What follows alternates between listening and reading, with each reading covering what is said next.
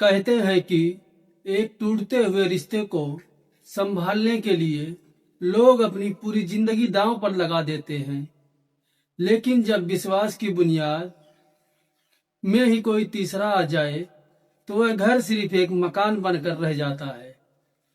यह कहानी किसी के जीवन से जुड़ी हुई नहीं, बल्कि इंसानी रिश्तों में धोखे और वासना के खौफनाक अंजाम को दिखाती है।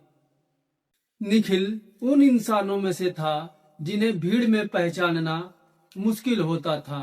शांत आंखें और चेहरे पर बनी रहने वाली एक हल्की सी मुस्कान, एक निजी कंपनी में मैनेजमेंट का काम संभालने वाले निखिल की दुनिया बहुत छोटी थी। उसकी पत्नी सुमन और उनका 6 साल का बेटा आरुष। सुमन घर पर ही आसपास के बच्चों को ट्यूशन पढ़ाती थी। बाहर से देखने वाले हर शख्स को लगता था कि इस परिवार से ज्यादा सुखी और सामान्य परिवार पूरे मोहल्ले में नहीं है। पर सफेद चादर पर लगा छोटा सा दाग भी वक्त के साथ गहरा हो जाता है। दोस्तों, कहानी में आरव की एंट्री बहुत ही खामोशी से हुई थी। वह पड़ोस की गली में रहने वाला एक युवक था जो अक्सर सुमन से मिलने आने लगा। शुरुआत में निखिल ने इसे बच्चों की पढ़ाई से जुड़ी सामान्य बात समझा, लेकिन धीरे धीरे आरव का आना एक रोजमर्रा का नियम बन गया। निखिल के सुबह 9 बजे दफ्तर निकलते ही घर के बंद दरवाजों के पीछे एक अलग ही खेल शुरू हो जाता। वक्त के साथ सुमन और आरव के बीच की दूरियां खत्म हो चुकी थी और वे एक अनैतिक शारीरिक संबंध में बंध चुके थे। निखिल की गैर मौजूदगी में बंद कमरों के पीछे वासना की एक ऐसी दुनिया सजती जिसकी भनक पूरे घर को लगने लगी थी। जब वह दोनों बंद कमरे में एक दूसरे के जिस्म के करीब होते, तब मासूम आरुष अक्सर बाहर वाले कमरे में अकेला खिलौनों से खेलता रहता। एक रविवार की सुबह जब निखिल आरुष के साथ खेल रहा था, आरुष ने अचानक मासूमियत से पूछा, पापा, वो आरव अंकल रोज आते हैं ना? वो और मम्मी अंदर बेडरूम का दरवाजा बंद कर लेते हैं। वो मुझे अंदर नहीं आने देते और बहुत देर तक अंदर ही रहते हैं।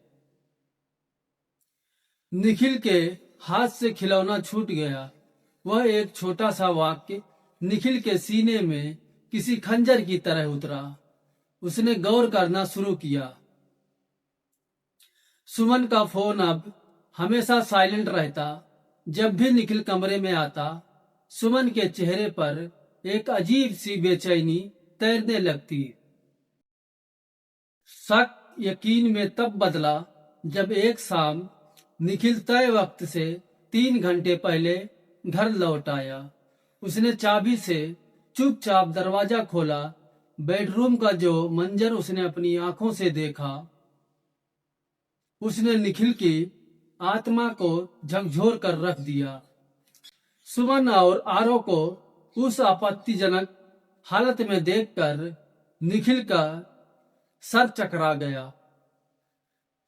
पकड़े जाने पर सुमन फूट फूट कर रोई। उसने निखिल के पैर पकड़ लिए। मुझसे गलती हो गई निखिल, बहक गई थी मैं, अब ऐसा कभी नहीं होगा। निखिल ने भी रोते हुए आरुष का चेहरा देखा। बिखरते हुए घर को बचाने के लिए उसने सुमन को एक आखिरी मौका दिया। कुछ महीने सब कुछ तो शांत रहा, लेकिन जो साजिश एक बार दिमाग में पनप जाती है, वह इतनी आसानी से खत्म नहीं होती। निखिल को जल्द ही एहसास होने लगा कि चीजें बदली नहीं हैं, सिर्फ छिप गई हैं। एक रात बर्दाश्त की हद पार होने पर निखिल ने सुमन को सीधे शब्दों में कहा, या तो ये सब हमेशा के लिए खत्म करो या कल सुबह हम कोर्ट चलेंगे। मैं अलग होना चाहता हूँ। इस बार सुमन की आंखों से आंसू नहीं बहे। उसने धीमे लेकिन खतरनाक लहजे में कहा, मैं अपनी जिंदगी किसी डर में नहीं जी सकती। निखिल, तुम्हें जो करना है करो। उसी पल पर्दे के पीछे एक खौफनाक फैसला ले लिया गया था। सुमन ने उस रात आरव को मैसेज कर दिया था, रास्ता साफ करना होगा। वह बुधवार की रात थी। घर में एक अजीब दम घोटने वाला सन्नाटा था। निखिल दफ्तर के काम और मानसिक तनाव से पूरी तरह टूट चुका था। जब वह देर रात घर लौटा तो घर में अंधेरा था और उसको सुमन ने पहले ही अपनी मां के घर भेज दिया था। निखिल थका हारा सीधे बेडरूम में गया। सुमन ने रोज की तरह उस रात निखिल को पीने के लिए पानी का गिलास दिया, लेकिन आज उस पानी में उनके अवैध संबंधों के राज को छुपाने के लिए एक खामोश जहर घुला हुआ था। पानी पीने के कुछ ही मिनटों बाद निखिल का दम घुटने लगा। उसने उठने की कोशिश की पर उसके पैर सुन्न हो चुके थे। बेडरूम का दरवाजा खुला और आरव अंदर दाखिल हुआ। निखिल ने धुंधली होती आंखों से सुमन को देखा, जो ठंडी निगाहों से उसे तड़पते हुए देख रही थी। कुछ ही मिनटों की छटपटाहट और फिर सब कुछ खत्म हो गया। अगली सुबह सुमन ने रोने का नाटक करते हुए पुलिस को बताया कि निखिल को रात में दिल का दौरा पड़ा था। पहली नजर में यह एक स्वाभाविक मौत लग रही थी, लेकिन जब पुलिस की क्राइम ब्रांच टीम वहां पहुंची तो उन्हें सुमन के बयानों में कई कमियां दिखी। जांच शुरू हुई तो कॉल डिटेल्स ने सच उगलना शुरू कर दिया। सुमन और आरव के बीच उस रात हुए मैसेज और फोरेंसिक रिपोर्ट में निखिल के शरीर में धीमे जहर की पुष्टि ने दोनों का पर्दाफाश कर दिया।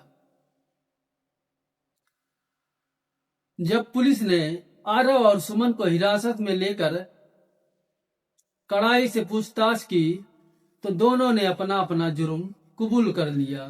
सच को कितनी भी गहराई में दफन किया जाए, वो बाहर आ ही जाता है। अदालत के कटघरे में खड़ी सुमन जब उम्र कैद की सजा पाकर जेल जा रही थी तो उसकी आंखों में अब पछतावा था, लेकिन बहुत देर हो चुकी थी। दोस्तों, ये कहानी हमें यह सिखाती है कि क्षणिक सुख या वासना के आकर्षण में आकर जब कोई इंसान अपने जीवन साथी और परिवार के विश्वास की हत्या करता है तो उसका अंत हमेशा विनाशकारी होता है। रिश्ते संवाद और ईमानदारी से चलते हैं, धोखे और साजिशों से नहीं। पाप का घड़ा चाहे कितना भी मजबूत क्यों न दिखे, कानून और सच के सामने उसे एक दिन टूटना ही पड़ता है। गलत रास्ते का अंजाम सिर्फ और सिर्फ बर्बादी है। दोस्तों, अगर आपको ये कहानी पसंद आई हो तो हमारे चैनल को सब्सक्राइब करें, वीडियो को लाइक करें, शेयर करें और एक प्यारा सा कमेंट करना ना भूलें। धन्यवाद।